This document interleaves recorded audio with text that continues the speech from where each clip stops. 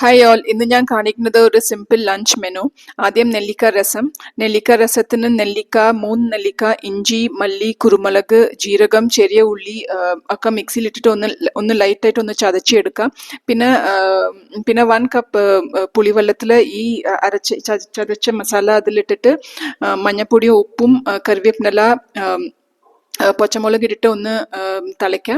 പിന്നെ പരിപ്പിൻ്റെ വെള്ളം, സാമ്പാർ പരിപ്പിൻ്റെ വെള്ളം ഇട്ടിട്ട് കൊത്തമല്ലിയും പിന്നെ വേണമെങ്കിൽ ഇച്ചിരി വെള്ളം പിന്നെ തളിച്ചിടാം. സോ ഇത് റെഡിയായി.